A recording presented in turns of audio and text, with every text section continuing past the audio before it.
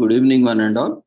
We welcome you all to the international webinar series on holistic health, well-being, and sustainable development 2022-2023, commemorating Azadi Ka Amrit Mahotsav, nation celebrating 75 years of independence, India's G20 presidency, United Nations Sustainable Development Goals 2015 to 2030. As part of awareness and campaigns in collaboration with Sri Holistic Health Foundation India, Sri Research Institute Center for Art, Sciences and Wellbeing.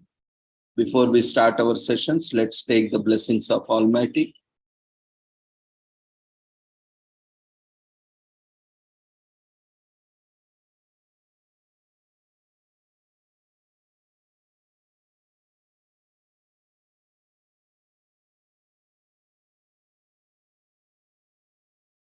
कुरुत्वं कल्याणम् आरोग्यं धनसम्पदः शुभं कुरुत्वं कल्याणम् आरोग्यं धनसम्पदः शत्रुबुद्धिविनाशाय दीपज्योतिर्नमोऽस्तुते दीपज्योतिर्नमोऽस्तुते शुभं कुरुत्वं कल्याणम् आरोग्यं धनसम्पदः शुभं कुरुत्वं कल्याणम् आरोग्यं धनसम्पदः.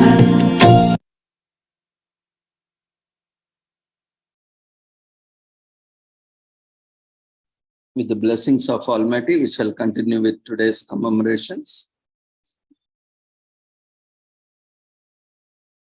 Today, we are commemorating Wimbledon, the oldest and most prestigious tennis championship in the world.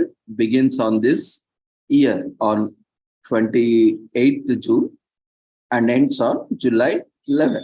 So the London-based event takes place on grass, the only Grand Slam event to do so. Both the Australian Open and the US Open are hard court events. Roland Garros, the French Open, occurs on clay. The Wimbledon draw consists of 128 men and 128 women in the singles event, as well as 64 men's and women's double teams each. Ashleigh Barty and Novak Djokovic are the top seeds, but yet for the plenty surprises at the All England Club. Wimbledon quick strict faction rules require all players to wear white, and players do not compete on the middle Sunday of the event, that is on July 5th this year. So Wimbledon first took place in 1877.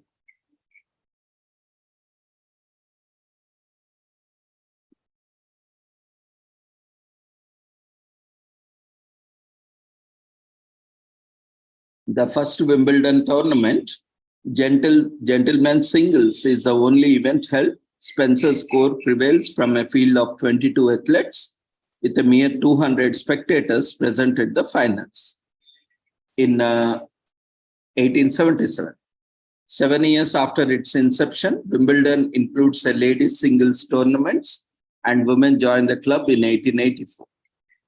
Prior to this, Wimbledon used only ball boys chosen from a particular school,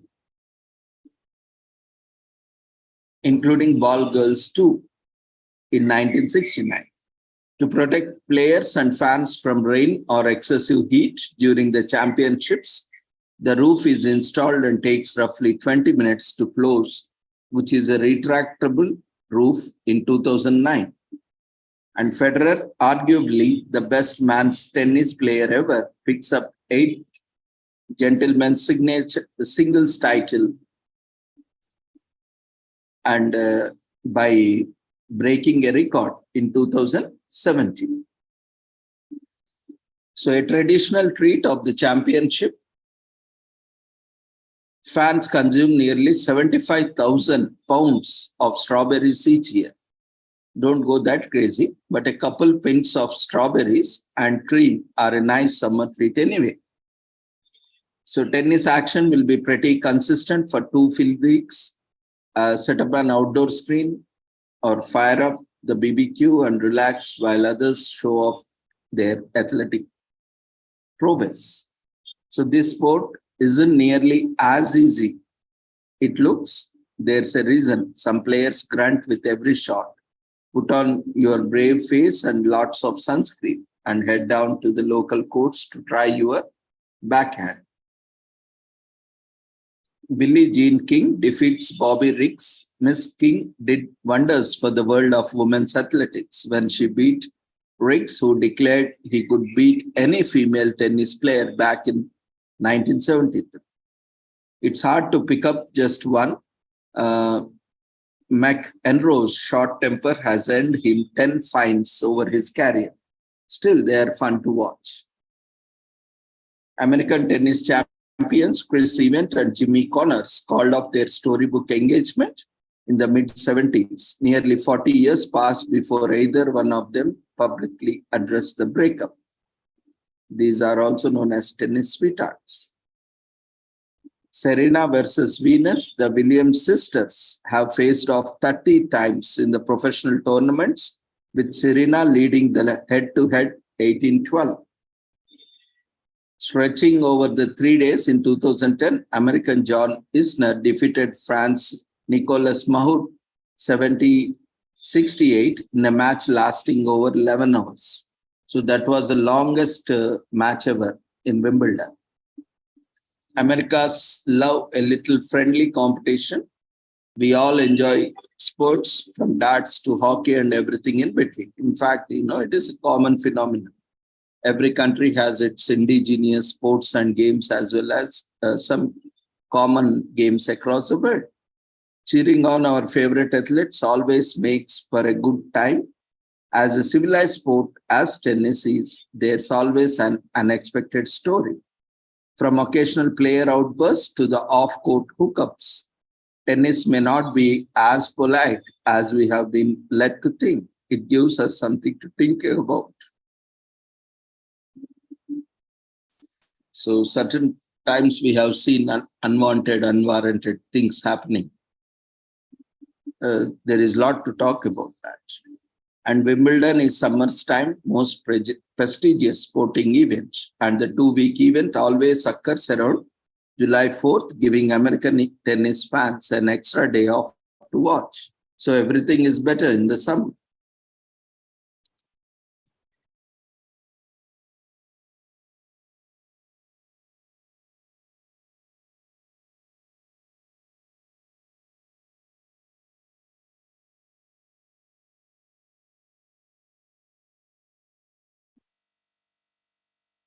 So this year, from 3rd July to 16th July 2023, the tournaments are scheduled.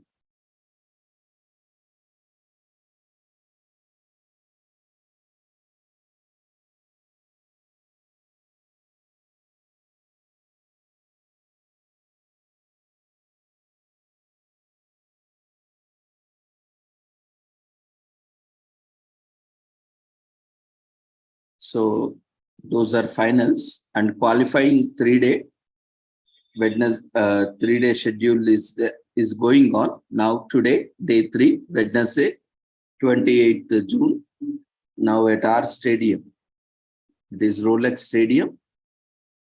Presently, gentlemen's qualifying singles second round is happening, where R. Albert versus J. Monday, which is in progress with the 3-6 and 6-6.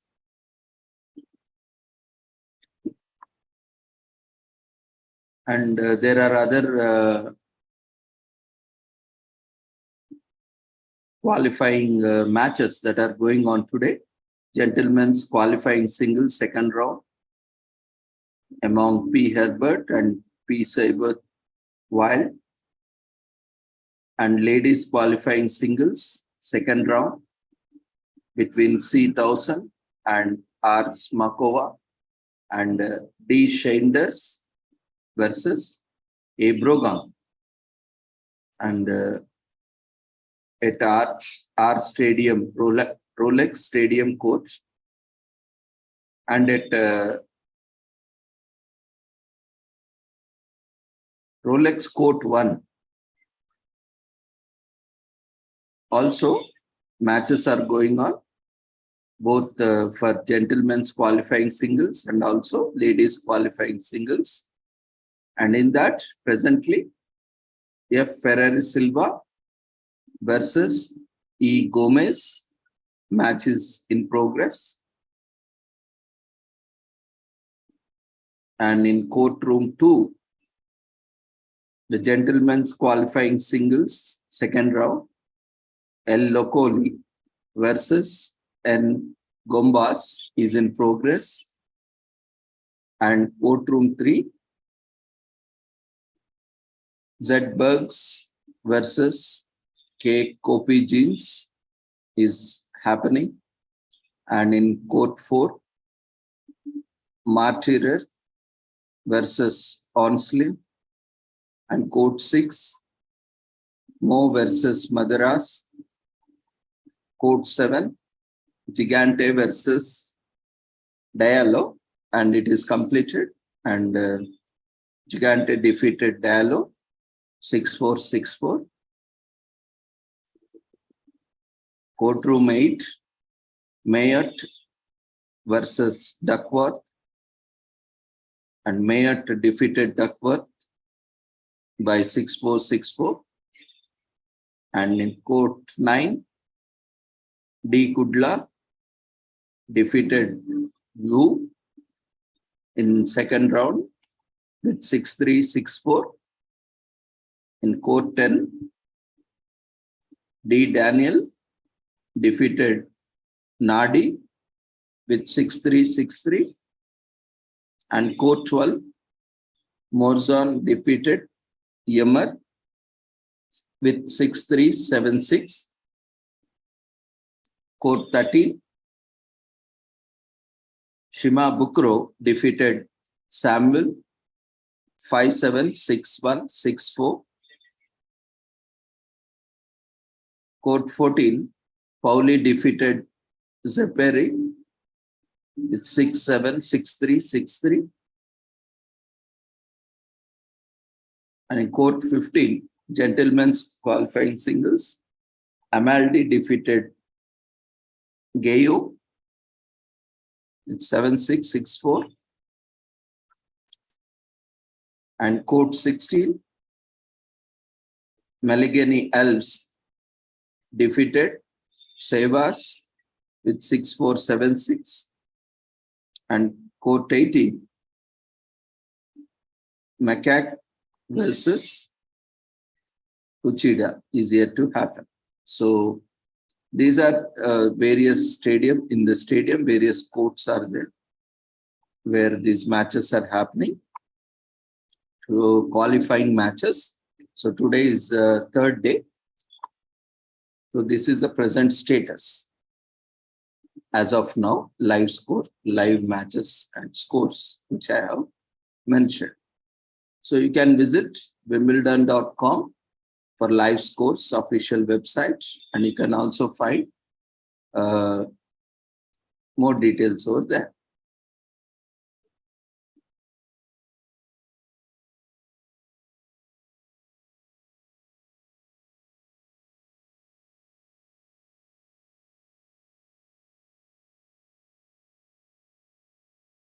So the Wimbledon Foundation, established in 2013, is a charity of All England Lawn Tennis Club and the championships.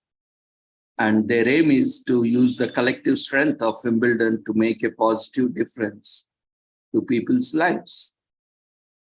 For over 100 years, the championships has given us countless inspiring moments, but magical moments don't just happen on the court.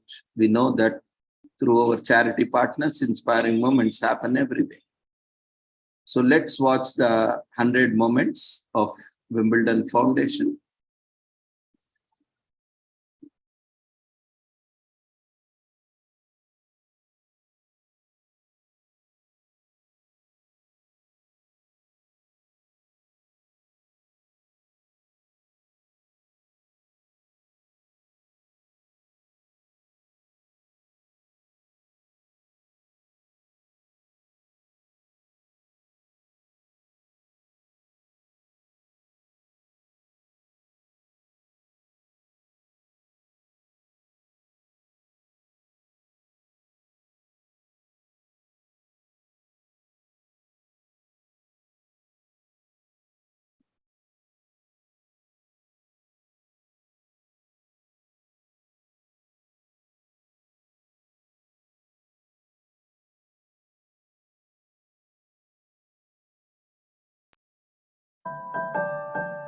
A moment can touch us in so many ways.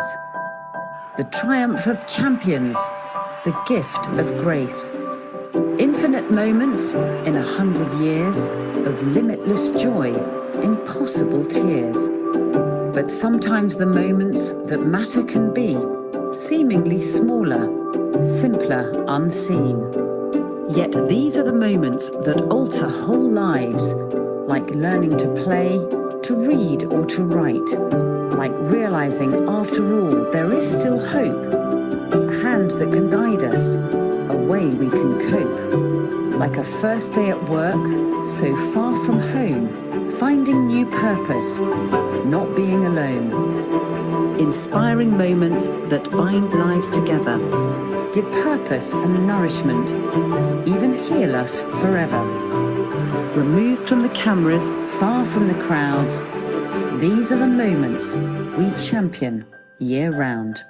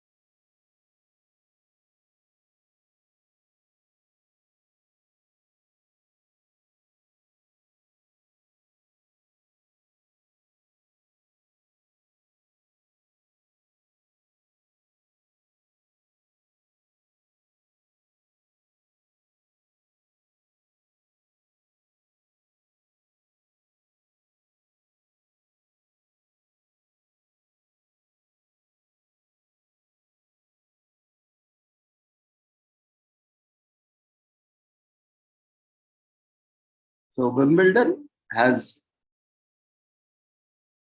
commitment towards protecting the environment, towards sustainable development and sustainability, as we all depend on a healthy and resilient natural environment.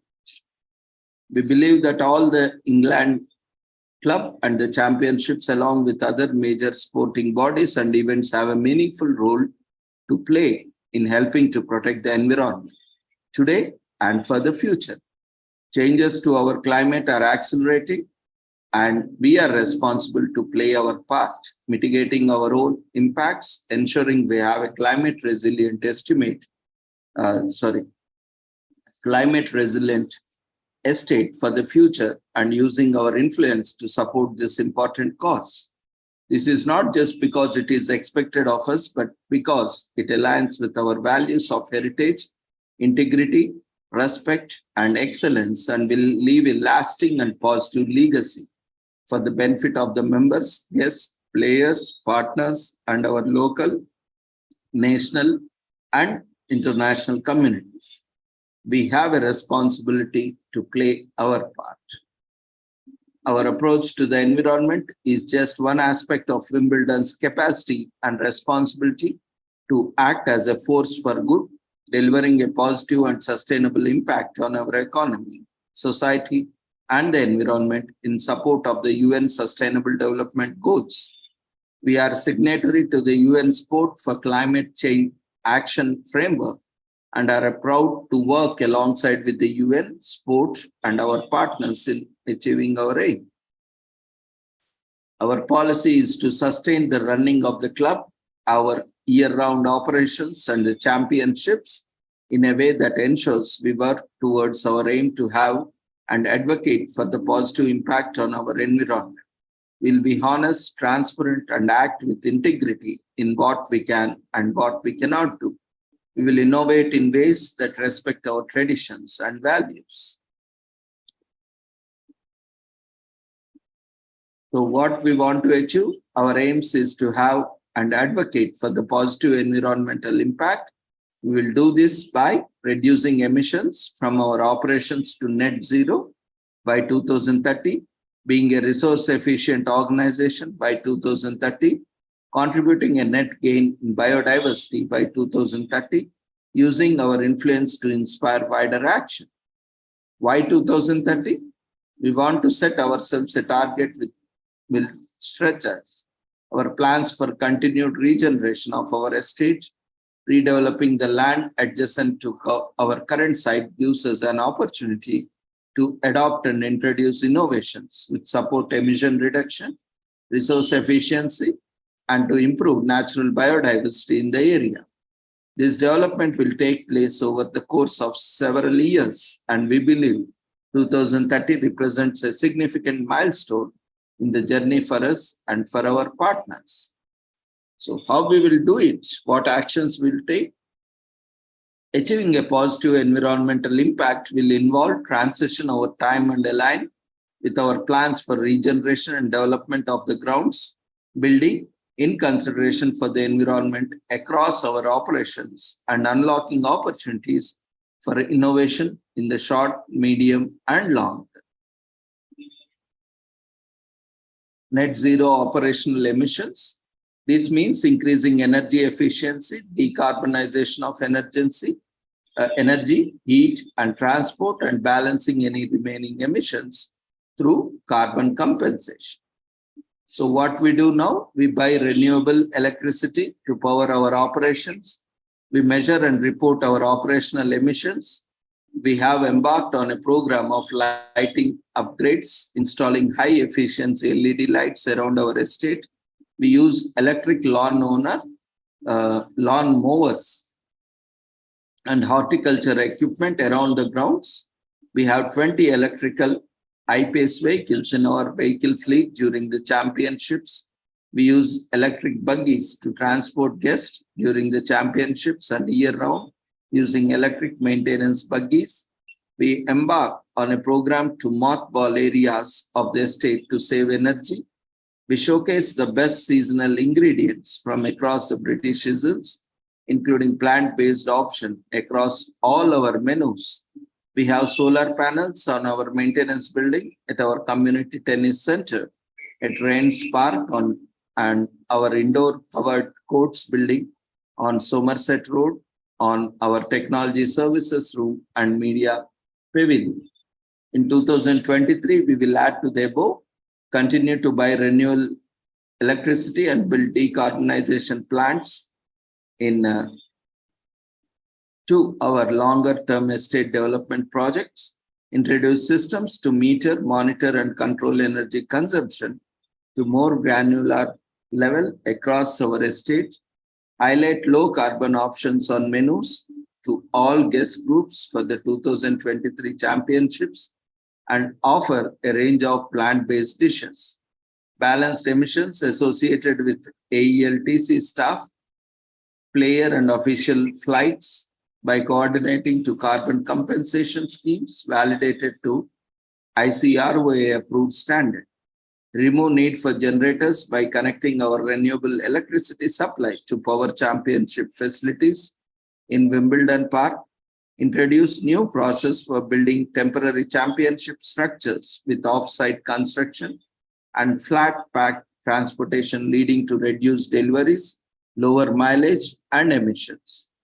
Processing ahead through to 2030, we will introduce zero carbon principles to new construction projects, maximize efficiency of existing buildings, equipment, and appliances, continue to explore opportunities to generate renewable electricity on site, reduce dependence with the ultimate aim to eliminate use of gas for heating, hot water, and cooking, electrify our vehicle fleet, including cars and buggies, compensate for unavoidable emissions, communicate our aims and progress internally and externally, engage with partners to track and reduce our Scope 3 emissions. How might raising emissions affect the climate here at Wimbledon?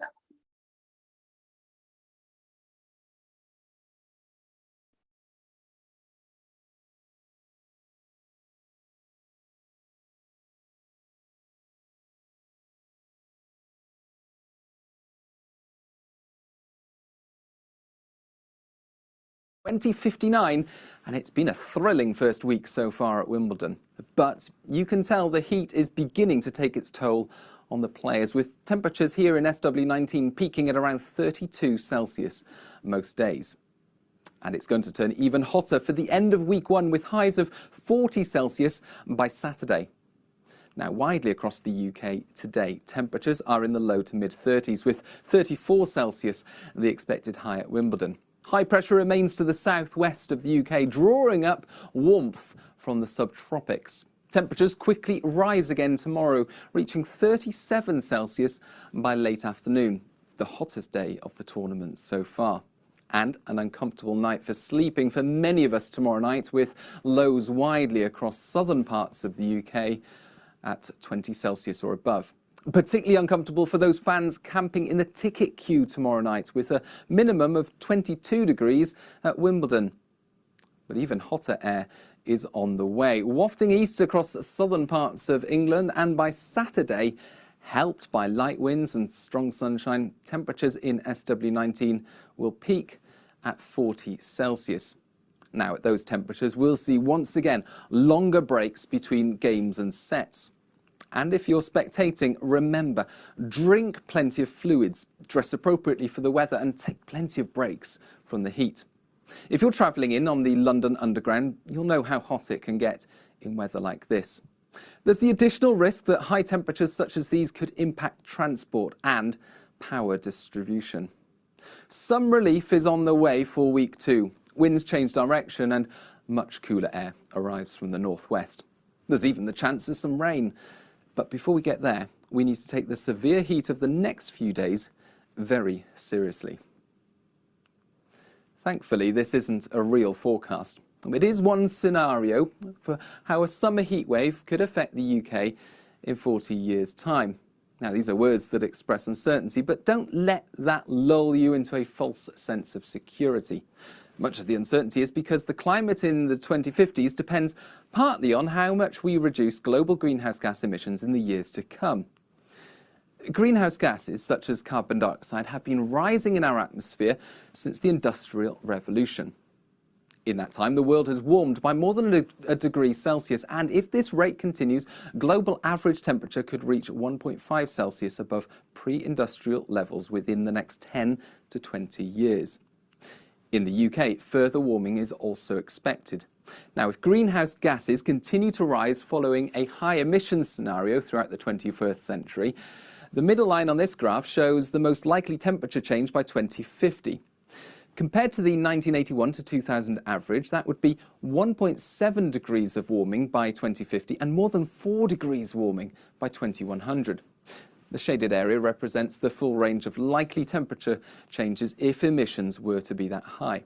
However, if emissions start to be cut now and reduced to zero by around 2070, the increase is shown on this graph, 1.3 degrees by 2050 and 1.4 by 2100. Action now will make a difference by 2050, but an even bigger difference by 2100.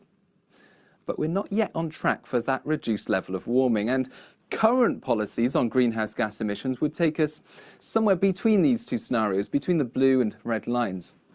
More ambitious global greenhouse gas emissions reductions could limit warming further. The UK has committed to bringing its own emissions to net zero by 2050, and several other nations have also now made similar pledges. The Wimbledon 2059 forecast was based on a high emissions scenario. It's useful to illustrate how our weather patterns may change and what that could look like if we don't curb emissions. Of course, the UK's weather will continue to be highly variable, but on average, in a high emissions scenario, winter rainfall would increase and summer rainfall would decrease. Warmer, Wetter winters, hotter, drier summers, we already have an idea of what this would feel like. February 2020 was the wettest on record. In 2019, the UK recorded its highest temperature on record. Summer 2018 was the joint hottest summer on record. 30 years ago, the chance of seeing a summer like 2018 was very low. It's now higher, but by the 2050s, under a high emissions scenario, it's about as likely as not. Hotter, drier summers may not sound like a bad outcome, but as you saw in the example forecast, such severe heat with little relief at night can cause a significant health risk, even for professional athletes, but more especially for vulnerable people. Higher temperatures will also bring many other risks across the UK and even more severe risks elsewhere in the world. Places that are already hot will be even hotter, with millions of people being exposed to dangerous levels of heat on a regular basis. If no action is taken to reduce emissions, those problems will continue to increase in the future.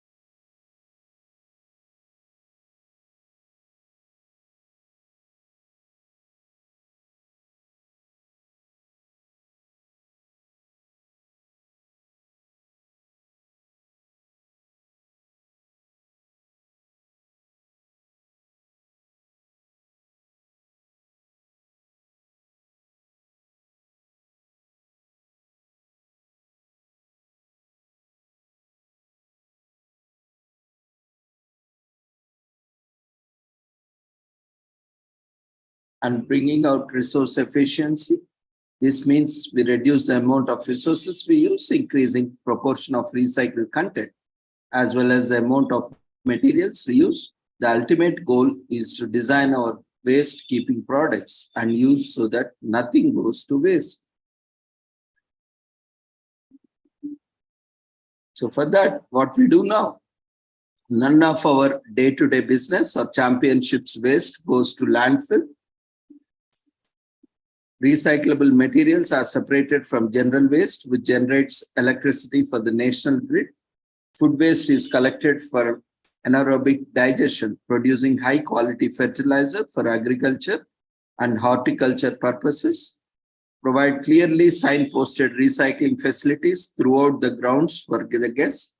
Garden waste is used to create mulch used around the grounds. Stringers plastic bags were removed. Major project construction waste diversion from landfill exceeds 95%. Reduce single-use plastic waste by providing reusable cups for all the drinks at the championships, as well as in our year-round operation at the champion. Provide multiple water refill points and encourage guests to bring refillable bottles with them. We have completed construction of a building and technology services room, which has been designed and constructed to be dismantled, retaining resources used in the construction. Reduce plastic packaging from all our retail operations. For example, the Wimbledon towel, which is wrapped in a FSC card bag. In 2023, we will add to the above, further promote reuse culture by introducing reusable, refillable bottle for use by players during the championships. Encourage recycling of catering consumables. For example, introducing parchment liners to food trays. Continue the return process for staff uniforms. Build in sustainable design requirements to estate development projects. For example, encouraging use of recycled and recyclable materials for construction, as well as design for disassembly. Collect racket strings for recycling. Progressing ahead through to 2030, we will continue to incorporate sustainable design principles for the estate development, designing flexible spaces, specifying minimal resources use and prioritizing reuse and recycling at the end of life introduce water harvesting for new developments, design reusable or recyclable products using renewable recyclable materials, work with suppliers to eliminate single-use plastic packaging, communicate our aims and progress internally and externally. Biodiversity gain increases the abundance, the diversity of the plant and animal species appropriate to local ecology. What we do now, we prioritize planting and horticulture across the site. We showcase heritage varieties in our food and drink offering. We introduced a living wall on number 1 court, which incorporates the flowering plant species to encourage pollinators. Wildflower banks make a beautiful backdrop to the player practice courts at Orangi and at the newly completed indoor tennis center. We harvested 10,000 acorns from veteran oaks on Wimbledon Park, which are growing in nurseries for replanting. Donate plants to the local community groups. In 2023, we will add to the above, conduct a baseline survey of our site ecology, set a target for an appropriate enhancement to local biodiversity, widen trials of peat-free compost to enable us to go peat-free in future, increase plants in indoor spaces as well as outdoor. Crossing ahead through to 2030, we will enhance local biodiversity through regeneration of the estate. And as part of our plans for Wimbledon Park, we have committed to delivering a 10% biodiversity net gain, increase living walls and roofs, use variety of planting techniques to provide shade and protection, use our horticulture purchases to support genetic diversity, establish partnerships to promote biodiversity, working with organizations such as Wildlife Trust, communicate our aims and progress internally and externally, inspiring wider action using our influence to reach beyond our boundaries through partnership, leadership, and collaboration with other major events and bodies in the sports industry and beyond.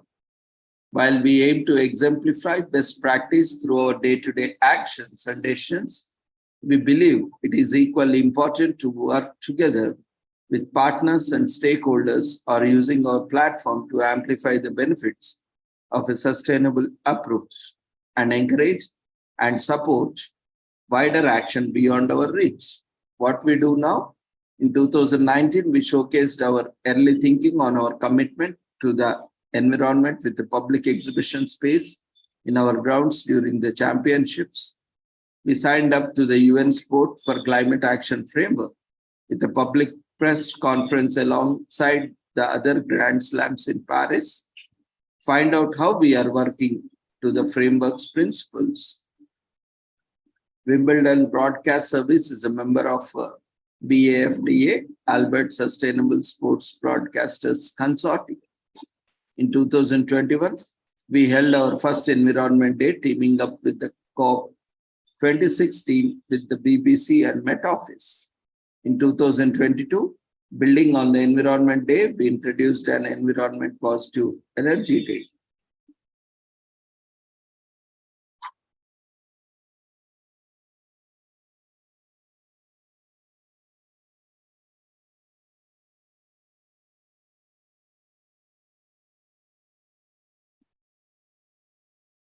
In 2021, we held our first Environment Day, teaming up with the, as already mentioned, COP26, BBC, and Met Office. In 2022, building on an Environment Day, we introduced an Environment Positive Everyday theme, providing information to guests about Wimbledon's actions and encouraging everyone to take environment positive actions. In 2023, we will add to the above, continue to showcase our commitments to our guests through their experience around the grounds during the championships and through our communications, collaborate with our partners and stakeholders on variety of initiatives, participating in and supporting local community environmental initiatives through the Wimbledon Foundation and our community program, continue the guest-facing environment positive every day, encouraging everyone to take action so that together we build a community of the environment positive champions. Hold a panel discussion during the championship to discuss the role of sport in championing climate action. So progressing ahead through to 2030, we will introduce the importance of environment, climate change, and sustainability into our learning programs delivered to UK and international school children by the Wimbledon Lawn Tennis Museum and Wimbledon Foundation. Assist our guests in understanding their own carbon footprint in relation to their visits to Wimbledon through our digital platforms. Explore opportunities with our media partners such as BBC for ongoing learning and education through the platform of the championship.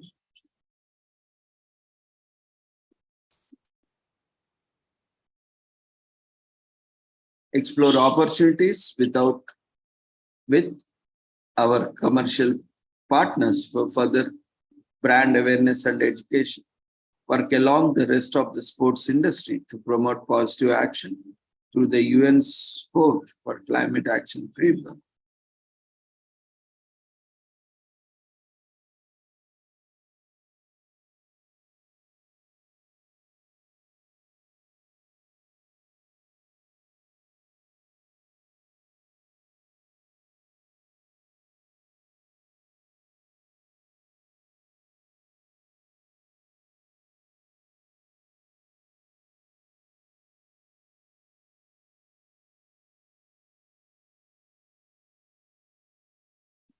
So finally, the case for action to protect and preserve the environment on which we depend has never been stronger.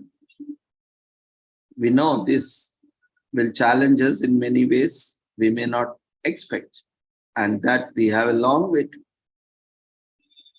But we firmly committed to playing our part and look forward to embracing the opportunities for regeneration and innovation together with our partners, players, members, guests, and fans.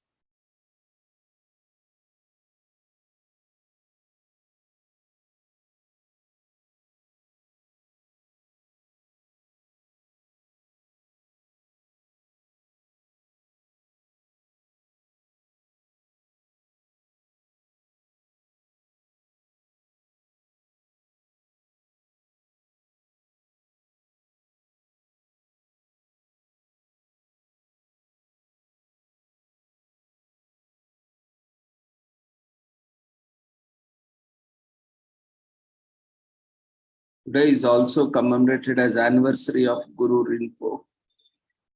In Bhutan, the birth anniversary of Rinpoche is a public holiday commemoration observed on the 10th day of 6th lunar month, which falls on June 28 this year. The birth anniversary of Rinpoche is a celebration held in the honor of Guru.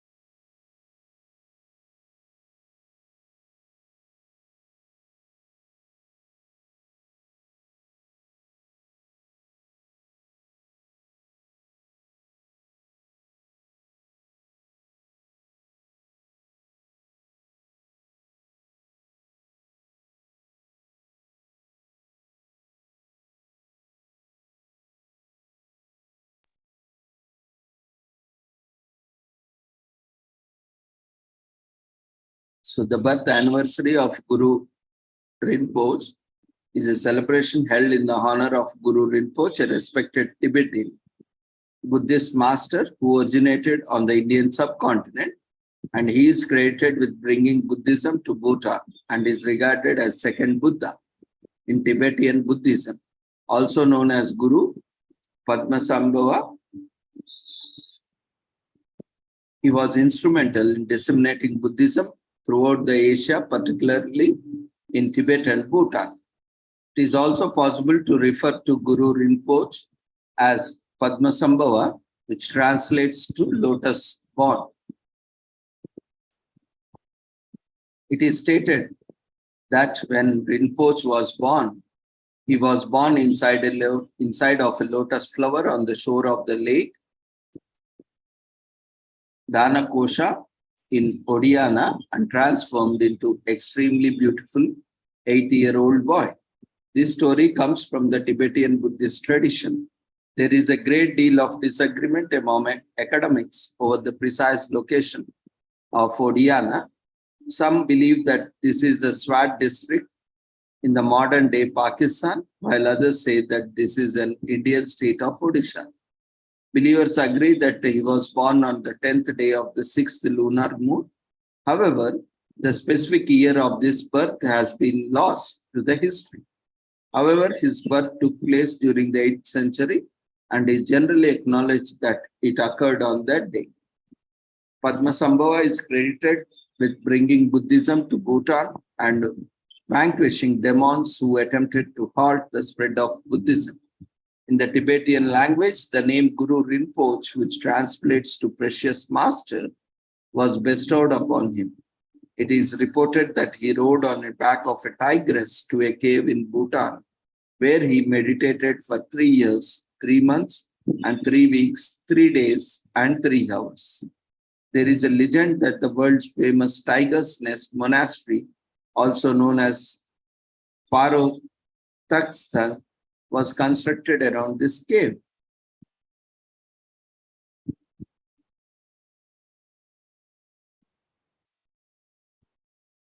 According to the historical records, Guru Rinpoche has made 3 trips to Bhutan.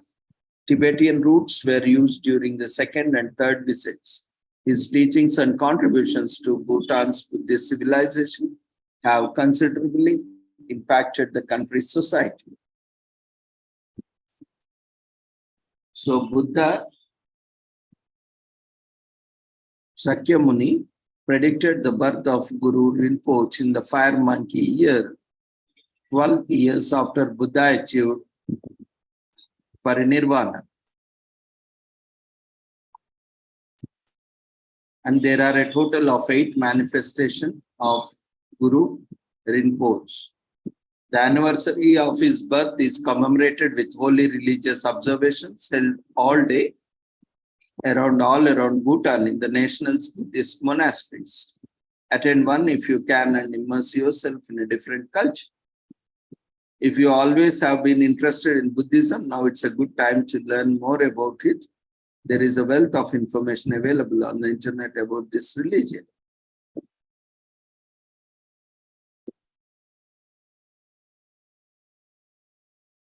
You can study the life of Rinpoche. You can share your findings of a great Buddhist master and encourage people to learn. In Himachal Pradesh, the then king ordered that he be buried alive on the stacks of sandalwood with a significant amount of mustard oil. However, he was untouched by the fire and changed the mustard oil into a lake, with himself seated on a lotus petal floating on the surface of the lake. So he performed supernatural feats. He was able to increase his spiritual power by performing his mystical rituals at various haunted cemeteries such as Silvachal, Gavotswal, Salos, Sosaling, and basing his daily existence on the clothing and food remnants of the dead. So he has this increased spiritual power. He studied under several Buddhist tantric saints who lived in different holy sites in India, and as a result, he has extensive information regarding the 3 classes of Yoga Tantra. Rinpoche reconciled many variables in major religious shrines for the benefit of future spiritual devotees. He hid many valuables. He constructed spiritual sanctuaries for the Dharma believers who could be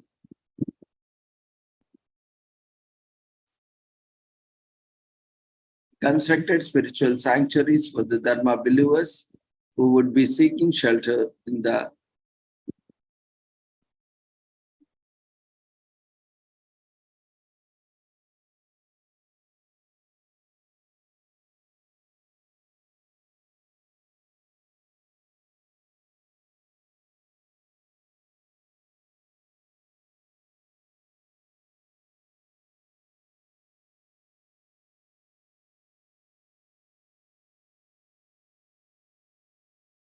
So not only did Guru Rinpoche introduce Buddhism to the people, but he has also built first monastery there. He is very important to the history of Bhutan and its people. Bumthang, Bhutan served as the headquarters of Guru Rinpoche, who oversaw the construction of several monasteries in the Paro Valley. Thus, he was instrumental in spreading Buddhism in Bhutan, which led to him being the country's patron saint.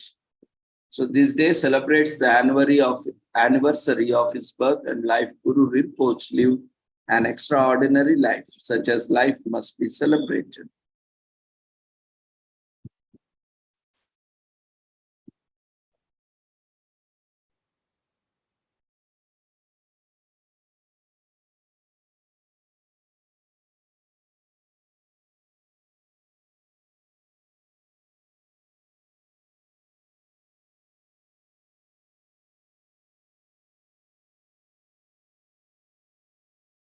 Today, we are also commemorating National Climate Smart Skin Awareness Day in US.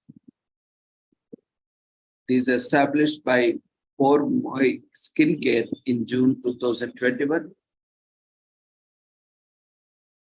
Is to draw attention to new medical research and suggest that local climates and weather have radically different effects on the health and appearance of our skin. As a result, people are being urged to make one more informed decisions about how to care for your skin in the climates in which they live and travel.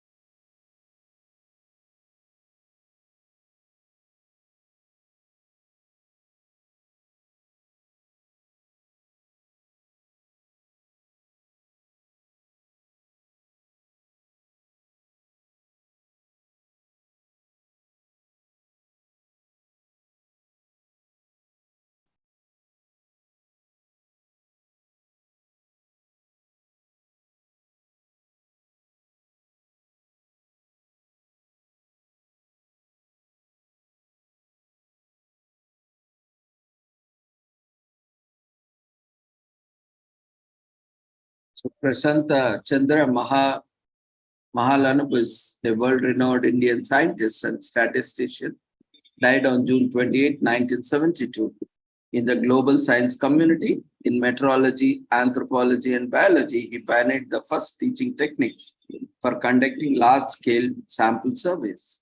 His method is still used in modern medical studies to better understand how the environment affects the human body. For my skincare established National Climate Smart Skin Awareness Day in June 2021. For my skincare is the world's first beauty film.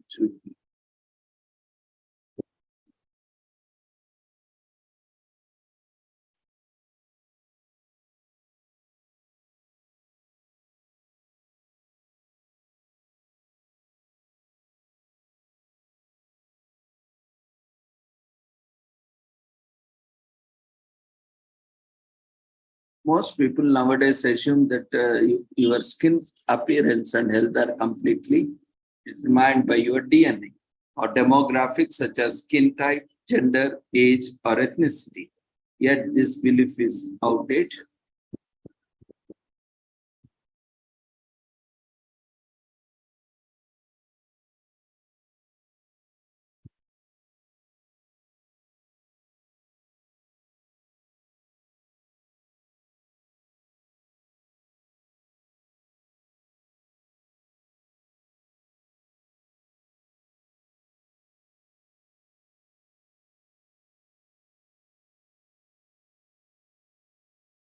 So make the most of this day by learning about local climate and how it affects your health well-being.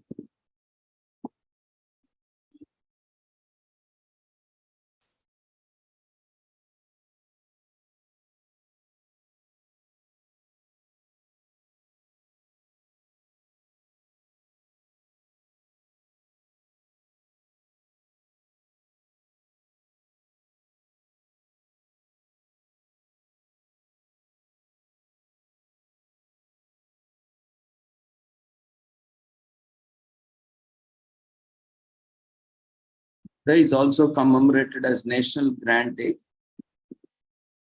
which is celebrated on June 28th every year. It is not a conventionally celebrated holiday, but it's our way of celebrating all lovely grants in the world. The name common in people of English, Scottish, Norman, or French descent. It was originally a nickname derived from the Anglo-Norman French, grant, meaning tall or large. It was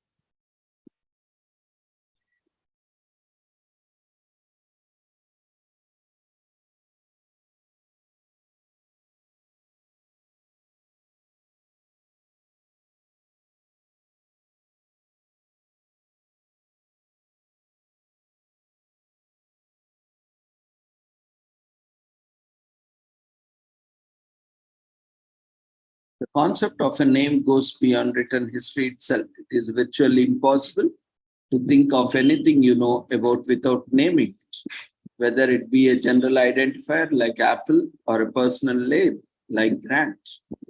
Names are so very interesting.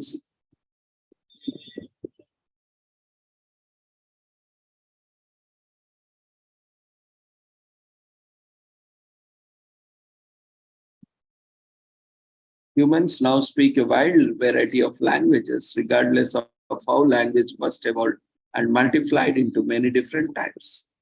To group languages with similar origins, linguistics worldwide, who classified several families of languages. French is a Romance language, which meaning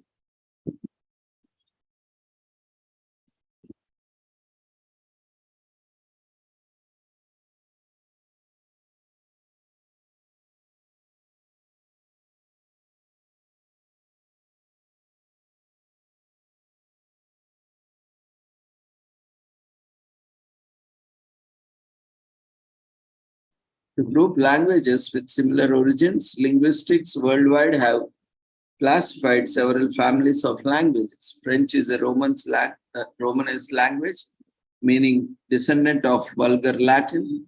French itself has evolved. It began with, as mentioned previously, vulgar Latin adopted by the people of Gaul due to Roman rule. Vulgar Latin developed into Old French due to ceramic invasions in the country. Old French turned into Middle French and Middle French into modern French spoken today. It is the process of languages developing names and developed too.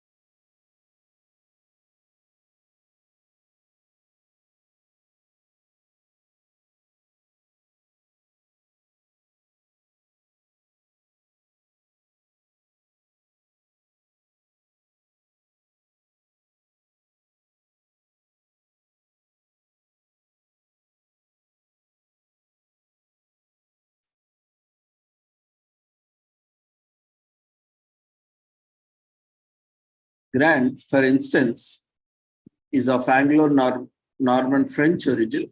It was derived from the Anglo-Norman French Jane, grant, meaning tall or large. It was given to the people of a large stature of the relatively tall person out of many countries, them employed from our people of the same name. So celebrate grants around the world on this day.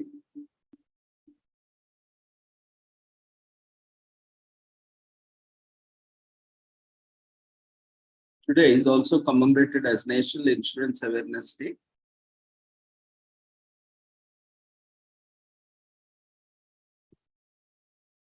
From car insurance to life insurance and to home insurance and more, these policies offer a layer of protection to guard us from feelings of harvest of blows back. Extremely unfortunate events.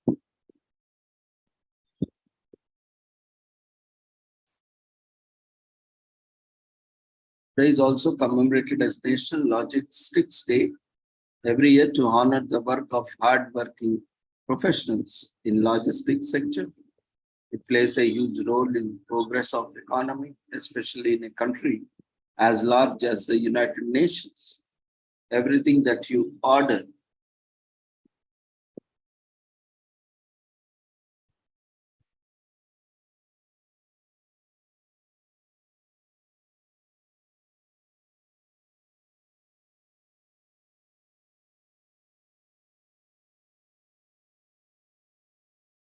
everything you order online reaches you through a vast network of distributors, shippers, and transporters who take care of that you receive the correct item on time and in perfect condition, regardless of the distance or weather. In a similar way, participants also need to be conscious of. So the first National Logistics Day was celebrated in the year 2019 and was initiated by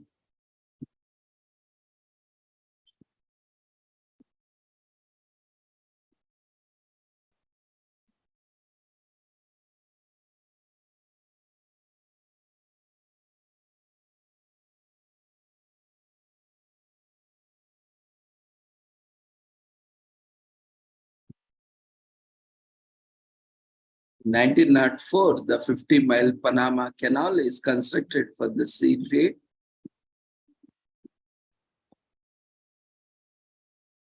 And the first air cargo consisting of silk fabric is transported in 1910. The container ship is invented. Malcolm McLean invents the first container ship in 1956. Logistic Plus is a setup to transport imported goods since 1996. Drones are becoming quite popular for making local deliveries of small items because they help in avoiding traffic and other problems. But piracy is a still common challenge for the logistics industry, as they have to take longer routes to avoid having their ships attacked and taken over by the pirates. More than 70% of the goods are transported on trucks of different sizes. So the cheapest mode of transport for the transportation of goods, shipping is the cheapest option, even though it is not as fast as air cargo or land transport. Japan has the largest merchant fleet shipping fleet of any country in the world, with more than 4,000 ships. Most of the shipping crews on merchant ships happen to be from Philippines. There are around 45,000 merchant vessels shipping cargo to different ports. The Suez Canal reduced the travel time between Europe and Persian Gulf from 24 days to 14 days.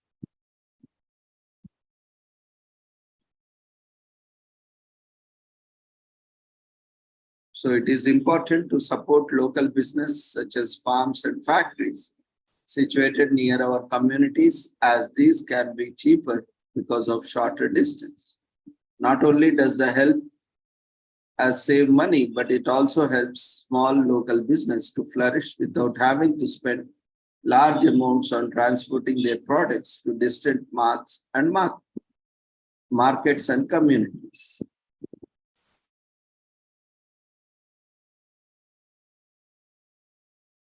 Today, we are also commemorating National Parchment Day in US.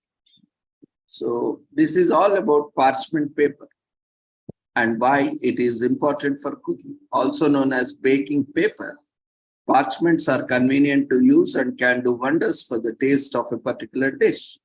To master the method of cooking with parchment paper, you must be aware of all the do's and don'ts of the technique, which requires the cook to grab food such as vegetables and seasoning to mix and seal the paper and now get cooking. National Parchment Paper was founded in 2016 by Paper Chef in order to promote a different food movement, since cooking food in creating ways was all the rage owing to the rise of globalization and travel.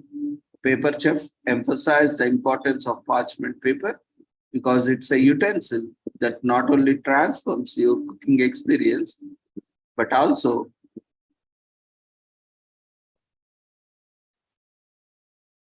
serves the environment. Paper Chef was founded in 2010 by Scott Miller and Bill Benson to promote parchment paper for cooking. So the aim of National Parchment Day was to celebrate parchment paper and the numerous benefits it brings to the kitchen. Yes, food cooked in parchment paper is tasty, environmentally friendly, and free of cooking sprays and high fat oil. No wonder the French have been used.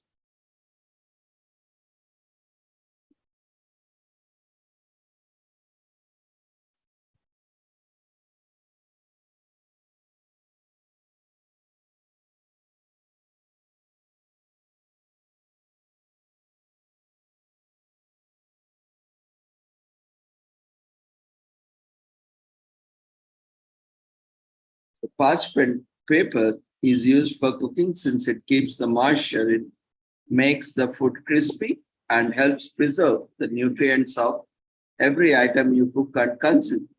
It is a tool that is essential for the kitchen. Honestly, knowing all the benefits of parchment paper, you would be hard pressed not to rush to the stores and buy this paper. Parchment paper has been certified as food safe since its components do not transfer into the food. Since parchment paper gives food breathing space when wrapped, it aids in making the exterior crispy. Parchment paper is not safe to use if you are cooking at a temperature that goes over 450 Fahrenheit.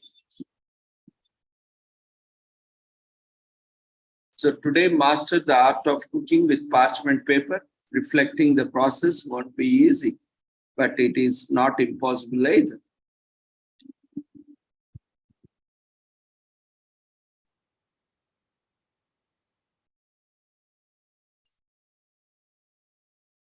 So parchment paper is a heat resistant, so it's great for baking.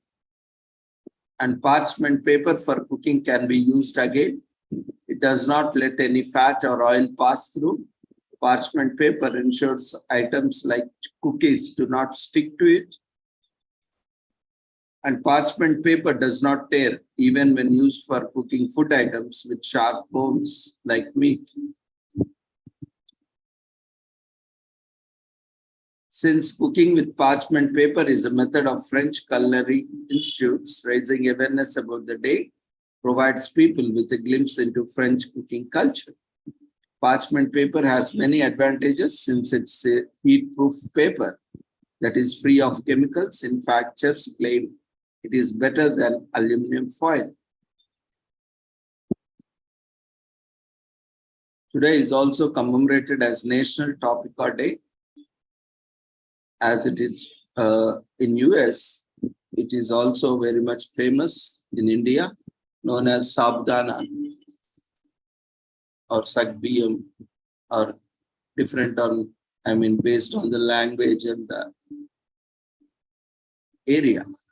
So we are bubbling with excitement to tell you that National Topica Day on June 28th, when you explore this less popular, though no less delicious carb made from the cassava plant, Topica is versatile.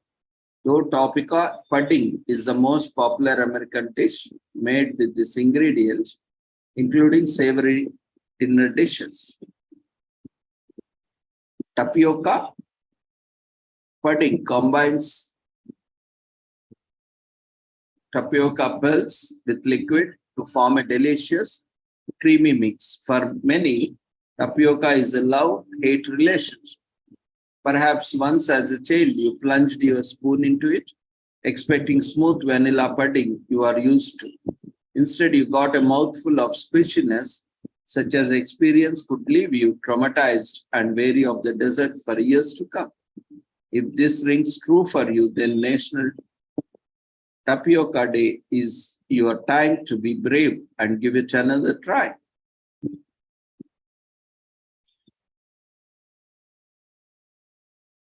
Either way, June 28th will bring ample opportunity to either expand your palate or try something new or spend time savoring a long-time favorite.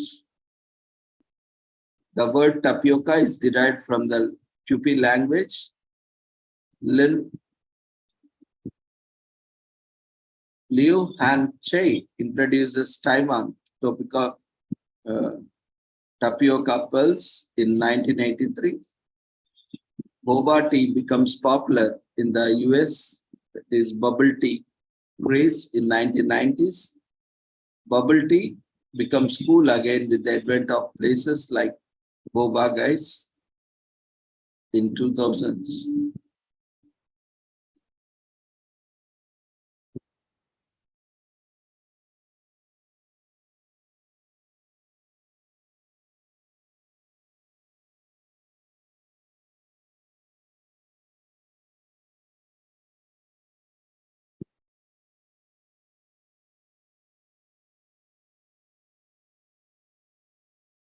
If you love tapioca pudding, it is doubtful you have tried tapioca in all its forms. Some of the most common variations include bubble tea, a drink typical in Thailand, flatbreads, and even tapioca crackers, which are typical in Indonesia.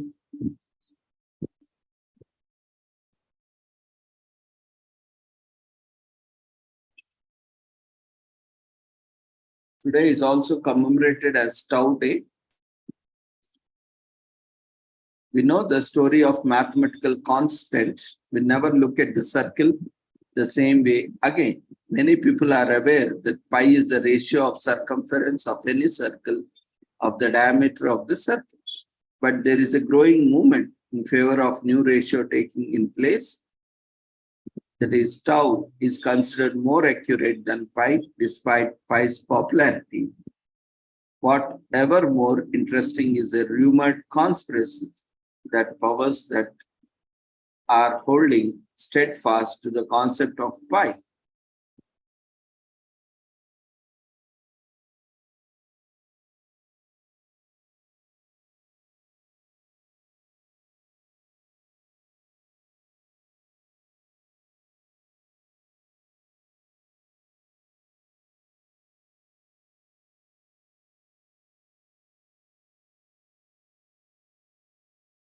The first known use of tau was approximated by Archimedes in the 3rd century. He was born in the Greek city-state of Syracuse on the island of Sicily. Archimedes was known as one of the greatest scientists of the West of the classical age, who among many things calculated pi to the most precise value known. Pi is defined as the ratio of circle's circumference to its diameter, as is tau. But some believe that Archimedes' work would have been all the better if he had relied more on tau than pi.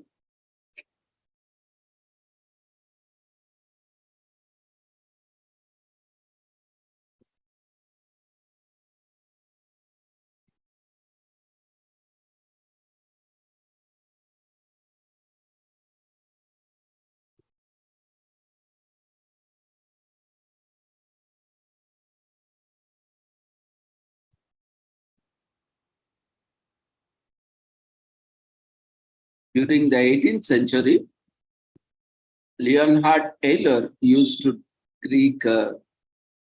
Greek letter to represent the ratio of pi itself for many years. It has remained as a quintessential constant circle. This helped people understand circles, triangles, and other principles of geometry. It was a useful device that served its purpose well, but a new voice would define it as inelegant a couple of centuries later. The Tau movement was founded by the former University of Utah math professor Robert Palais, who believed that the Tau simplified the math. Palais noticed that something was off with pi when calculating the sign of pi by 2, and the image he saw didn't add up to the calculations. From this, he knew that pi wasn't the way. Palais published his findings in a 2001 article titled "Pi is Wrong" in the Mathematical Intelligencer. He noted that Euler went back and forth between tau and pi, and the pi became the accepted constant. Palais then proposed tau was superior, and he used the pi symbol with an extra leg to represent it, and eventually became an uppercase T. On June 28, 2010, the Tau Manifesto launched at the same time as the first Tau Day. The Tau Manifesto was a book written by Michael Hart that was dedicated to the lesser known number. In it, pi is referred to as unnatural and confusing. Pi compares a circle's circumference with its diameter, and many mathematicians are disinterested in this quantity, whereas tau is the number that connects a circumference to that of quantity. The day is used to celebrate all mathematics, but tau specifically still has an uphill battle in receiving recognition.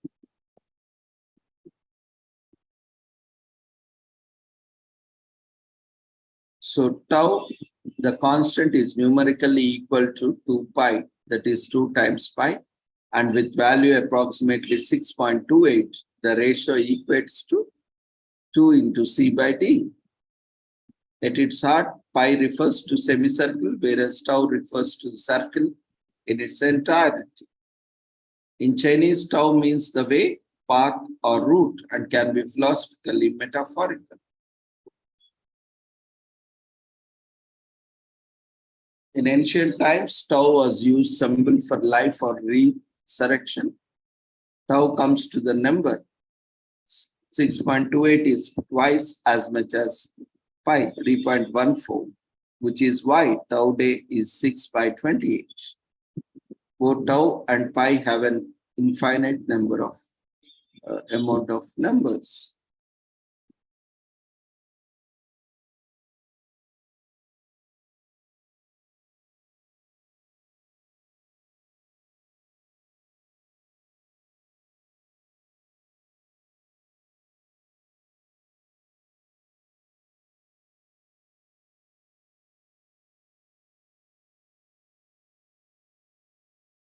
Today is also commemorated as National Day of Joy in US.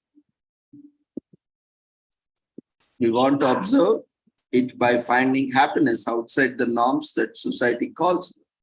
The search for joy is often attributed to material possessions, but neglects family. Enjoying everyday moments improves general well-being. It is not based on outward circumstances. This includes wealth and prestige. It is an ability to rejoice at all times and over the small things. So the National Day of Joy started in 2019. It was the brainchild of caregivers for seniors, comfort keepers. The day sprouted from the film's observation of the magic that joyful moments have on their clients. To capitalize on that, it is decided to create a day dedicated for the people to search out-of-box things for they make them happy. Over the years, the day's celebration has increased the mental well-being of those who participate in its celebration. Comfort Keepers recognizes the value of stopping to smell the roses, admire your family members, enjoy your surroundings and the moment. And this is why the day of joy is fun. The dictionary defines joy as a feeling of great pleasure and happiness. Religions all espouse pathways to joy. Some even consider the religion itself to be a path of joy. Often joy can be found in hard times. If one is inclined to see the good in a day, it will find it. Smiling and a joyful attitude create more joy. Laughing out spreads it even further. Music and singing are a great source of joy to the human spirit. A greatest way to find joy is to stop comparing yourself to other people.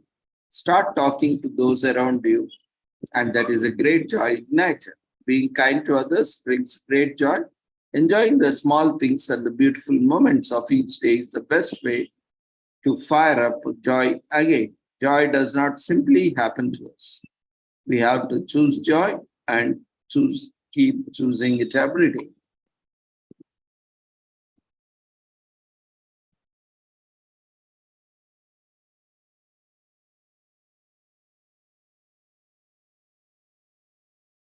Today is also commemorated as Vietnamese Family Day. It's a national holiday celebrated on June 28th every year in Vietnam. It was promulgated by the Deputy Prime Minister Pham Gia Kem in 2001 and has been observed every year since then. So the Vietnamese family and its core values such as prosperity, equality, progression, and happiness. On this day, some cities in the Vietnam promote festivals and different sorts of cultural and sportive activities for all families. These are also campaigns for gifting orphans and children in need. Vietnam is a country that is very connected to its core cultural values based mainly on Confucianism, which means the Vietnamese people are big fans of respect, education, harmony, and loyalty to the family. In Western countries, there is a tendency towards individualism, while in Eastern countries such as Vietnam, the trend is to see family as a unit in itself. So while in Eastern countries such as Vietnam, the trend to see family as a unit in itself, children are expected to look after their parents, besides treating them with utmost respect. There's also an expectation for all members of the family to provide for the household. It's a tradition in Vietnamese culture for many generations of the same family to live under the same roof. Families can derogate a member who is not providing proper conditions for another household members and also announce their achievements to their community. It's also a tradition for the older male to be head of the household, and children are educated from a young age on filial piety, which means that the younger members of the family should treat older members with respect and care. To keep these cultural practices alive in the mind of people of Vietnam, in 2001, Deputy Prime Minister Pham Gia Kem promulgated the Vietnamese Family Day, which is to be celebrated every year on June 20. On this day, families from all around the country gather to celebrate, where it to be at home or festivals downtown.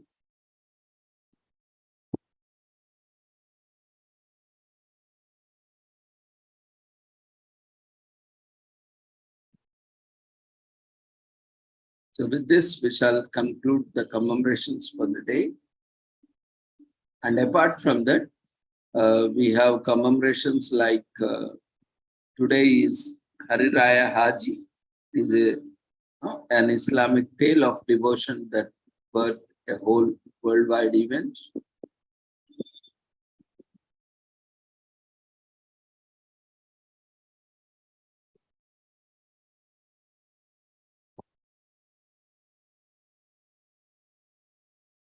Today is also commemorated as Stonewall Riots anniversary, appreciating the efforts of all Stonewall heroes by celebrating this iconic day.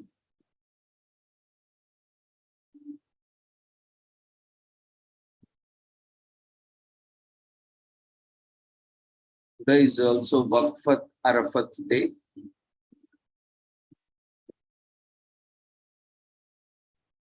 Today is also Elon Musk's birthday.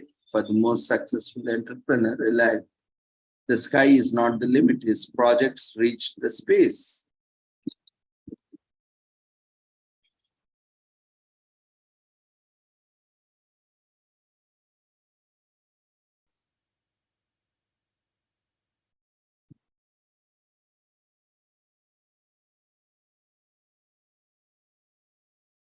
And he is the CEO and founder of some of the biggest companies in the world. His projects in artificial intelligence, space technology, car design, public transport, and many more are well known internationally and very controversial.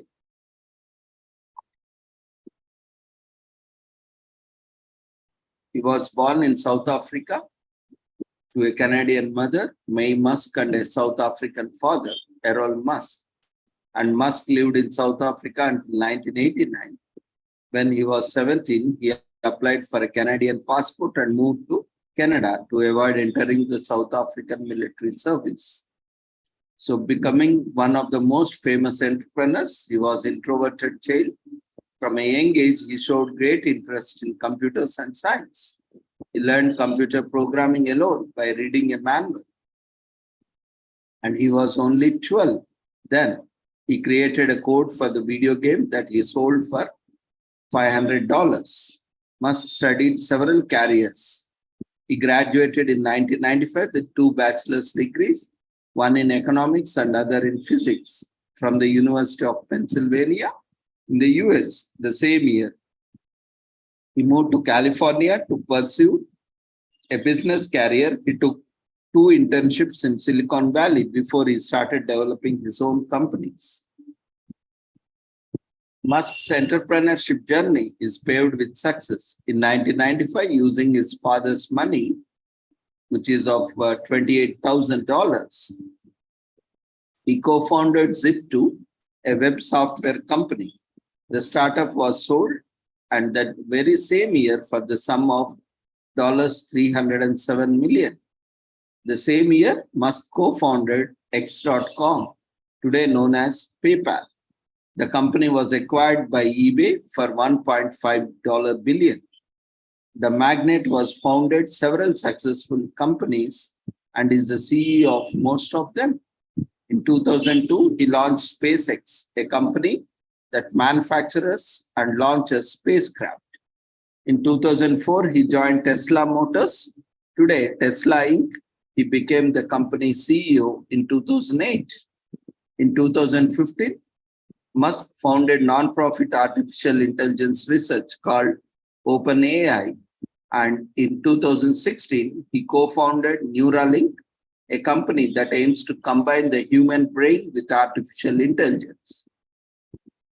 Musk is a very controversial personality. He is a visionary, but Musk's methods are sometimes accused of being unorthodox and unscientific. Musk has 4 marriages. The first one was to Julie Wilson. He married Chula Reilly twice, and his most recent marriage was to Canadian musician Grimes. Musk and Grimes split in 2021, and the businessman has a total of 8 children.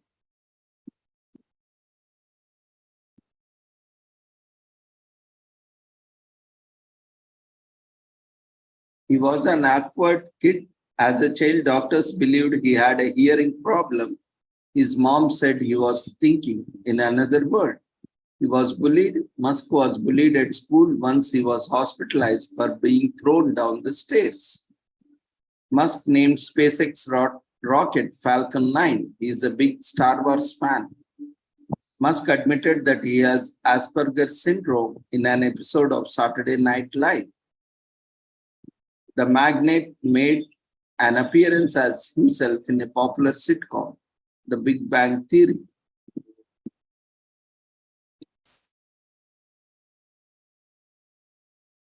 Musk's mom has said in many interviews that her son has a photographic memory.